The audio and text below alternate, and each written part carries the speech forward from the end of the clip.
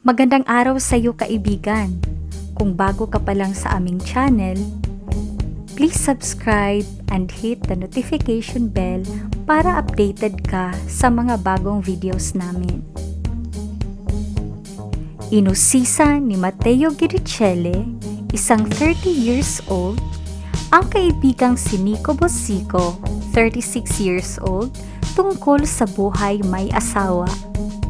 Ibinato ni Matteo ang kanyang mga tanong kay Nico sa isang Facebook Live na pinasimunuan ng kapamilya aktor noong Linggo, March 29.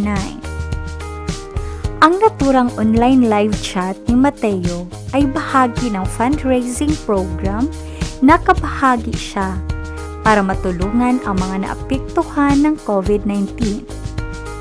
Maraming celebrities ang nag-guest sa live chat at isa na rito si Nico, ang Argentinian businessman husband ng aktres na si Solenn, isang 34 years old.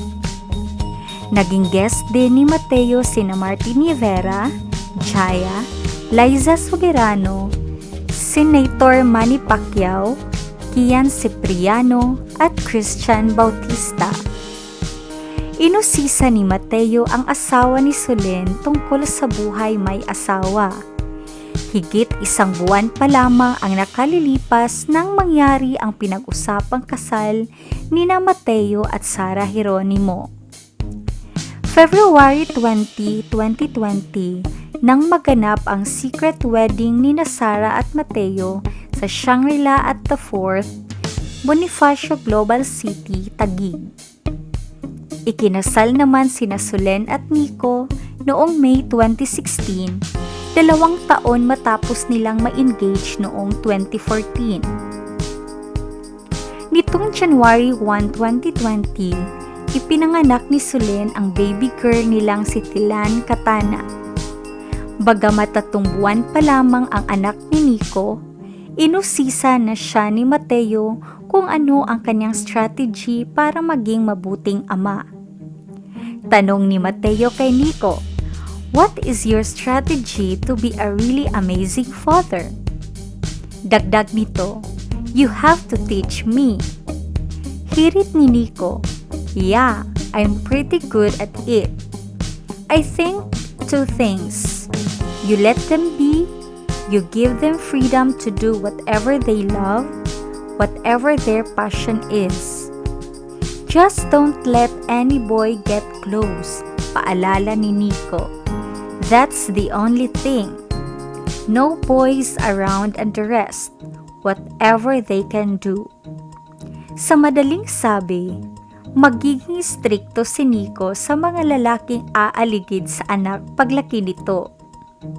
Matapos sagutin ang tanong ni Matteo, inintriga ni Nico ang kaibigan. "Are you planning to have a kid, Matteo?" Usisa ng Argentinian model businessman.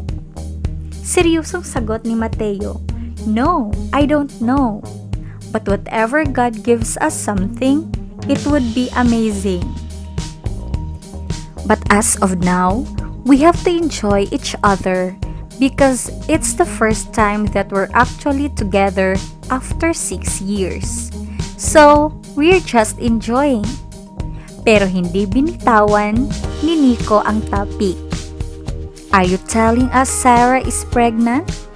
"No, ha ha ha ha ha. No, no, crazy, crazy. No, no, no." Sagot ng natatawang si Matteo.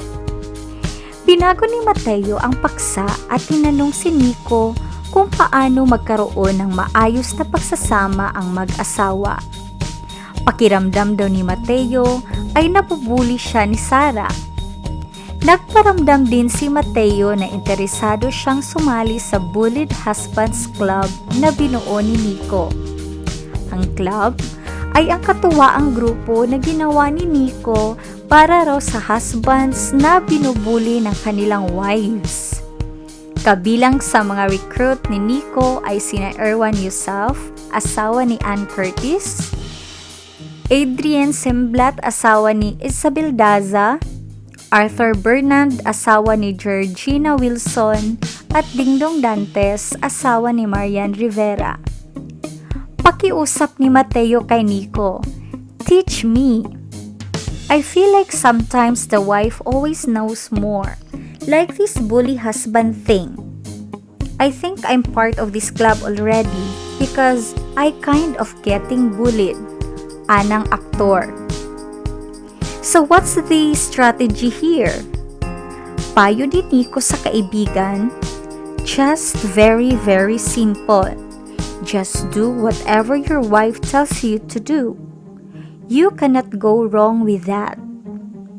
Pagsang-ayon ni Matteo, happy wife, happy life. Natanong din si Matteo tungkol sa pagsasama nila ni Sarah matapos nilang ikasal noong Pebrero. It's a dream, sagot ng ABS-CBN actor. Every single day, when I wake up, it's like a dream. I tell Sarah, wow, can you believe? I guess it's just 1 month we're married, but every single day feels like a blessing, feels like a dream. It's the best. Nagawa ring magbiro ni Matteo tungkol sa ipinapatupad na enhanced community quarantine sa bansa. Me, it's an extended honeymoon for me, I guess. Ha ha ha.